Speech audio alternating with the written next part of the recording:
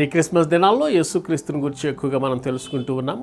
యేసుక్రీస్తు జీవితం అనేక మంది జీవితాలని ప్రభావితం చేసింది. మహాత్మా గాంధీ జీవితాన్ని కూడా ప్రభావితం చేసింది. యేసుక్రీస్తు యొక్క సువార్తని ప్రకటించడానికి అచ్చు యంత్రాన్ని కనుగొన్నారు.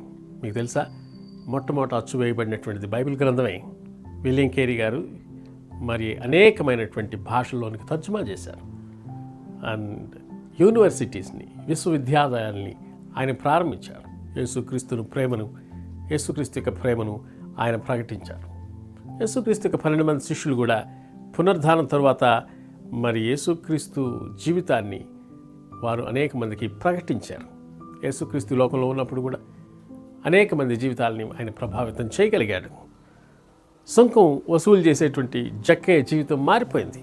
ఆయన ఒకప్పుడు స్వార్థపరుడు, మరి ఉదార స్వభావం కలిగినటువంటి వ్యక్తిగా మారిపోయాడు. పౌలు, అంతకుముందు సౌలు, ఆయన యూదా మత నాయకుడు, ఆయన యేసు ప్రభువుకి శత్రువు. కానీ ఆయన జీవితం యూటర్న్ తీసుకుంది. యేసు ప్రభుతో ప్రభావితం అయిన తర్వాత, యేసు ప్రభుతో కలుసుకున్న తర్వాత ఆయన జీవితం మారిపోయింది. ఆయన జీవితం ద్వారా అనేక మందిని ప్రభావితం చేయగలిగాడు. మీకు తెలుసా, క్రొత్త నిబంధనలో మరి 14 పుస్తకాలు ఆయనే రాశాడు. More than half the New Testament written by apostle Paul. So అనేక మంది జీవితాలని ప్రభావితం చేయగలిగినటువంటి వాడు యేసు ప్రభు. యేసు ప్రభుని గురించి ఇంకెక్కువ తెలుసుకోండి.